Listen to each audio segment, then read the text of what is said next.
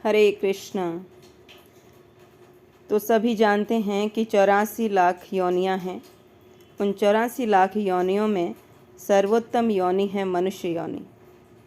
मनुष्य योनि को उत्तम इसलिए बताया गया है कि इसी मनुष्य योनि से ही हम भगवान की भक्ति करके भगवान के धाम को, भगवान के प्रेम को प्राप्त कर सकते हैं। बाकी भोग योनियां हैं। मनुष्य योनि भोग योनि और योग योनि दोनों हैं। मनुष्य जीवन सौभाग्य से प्राप्त होता है, तो इस मनुष्य जीवन को हमें इंद्रिय भोगों में नहीं गुजारना है। इंद्रिय विषय, इंद्रिय भोग तो पशु पक्षी सब कर रहे हैं। इंद्रियों का भोग तो हम पिछले कई योनियों से करते आ रहे हैं, कई जन्मों से करते आ रहे हैं। लेकिन अब मनुष्य देह प्राप्त करके भगवान को प्रसन्न करने का प्रयास करना चाहिए। अपनी इंद्रियों को भगवान की सेवा में लगाना चाहिए। जैसे पशु भी इंद्रिय भोग करते हैं, पशुओं की तरह मनुष्य भी इंद्रिय विषयों में डूबा रहेगा तो मनुष्य देह को पाकर भी हम इसे नष्ट कर देंगे।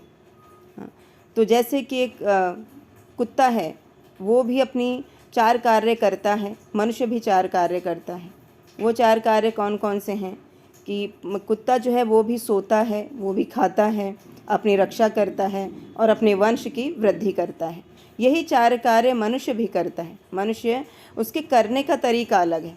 मनुष्य एक डाइनिंग टेबल पे बैठ के शिष्टाचार के साथ भोजन करता है ना, वो एक अच्छे से बेड पर सोता है, वो अपनी रक्षा के लिए अपने लिए एक सुंदर सा घर बनाता है और अपने वंश की वृद्धि करता है। इसके साथ साथ मनुष्य को भगवान की भक्ति करनी चाहिए, तभी उसका ये मनुष्य जीवन जो है वो सफल होगा ना। तो मनुष्य देह पाकर हम मनुष्य देह को ऐसा समझें कि एक हवाई जहाज़ की तरह, और हवाई जहाज़ मिलने के बाद भी हम साइकिल, बाइक, कार, ट्रक की इच्छा कर रहे हैं, है ना। तो इतना अच्छा मनुष्य जीवन मिला है, तो उसको हम निम्न योनियों में जाने के कार्य ना करें।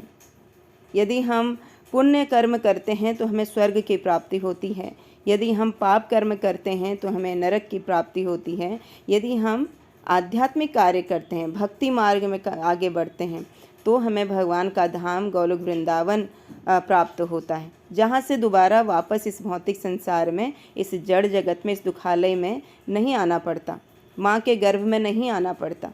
माँ के गर्भ को एक नरक के समान बताया गया है ना। तो हमें मनुष्य जीवन पाकर जो हमें 4 रोग हैं, जन्म, मृत्यु, जरा, व्याधि, इन चीज़ों से बचना चाहिए। जन्म के साथ साथ हमें 3 चीज़ें फ्री ऑफ कॉस्ट मिल रही हैं। जन्म होता है तो उसके साथ बीमारी, बुढ़ापा और मृत्यु, ये निश्चित है। इनको कोई चाहता नहीं है, कोई मांगता नहीं है, कोई इनकी अभिलाषा नहीं करता है, लेकिन ये फिर भी जन्म के साथ हमें फ्री ऑफ कॉस्ट मिलती हैं। तो हमें इन्हीं जन्म, मृत्यु, जरा, व्याधि से बचने के लिए इनको पार करने का मार्ग सोचना चाहिए।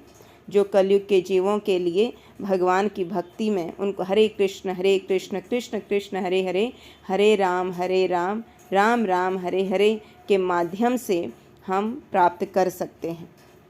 कलयुग में भगवान ने बहुत आसान तरीका बताया है खुद को प्राप्त करने के लिए। अगर हम भगवान को प्राप्त करना चाहते हैं, भगवान को प्रसन्न करना चाहते हैं, तो हमें हरे कृष्ण महामंत्र का आश्रय लेना होगा। तो जब हम निरंतर इस नाम जप को करेंगे तो हमारा हृदय का शुद्धिकरण होगा और हमारा जो चित्त है, जो मन है, जिसमें धूल जमी है अनेक जन्म मृत्यु, अनेक योनियों में गुजरने की, वो सारी धूल मिट्टी साफ होगी और हमारा हृदय जो है वो भगवान की भक्ति में एकाग्र होगा। तो आइए हम सभी हरे कृष्ण महामंत्र का आश्रय लें, भगवान श्री कृष्ण और श्रीमती राधा रानी के चरणों का आश्रय लें।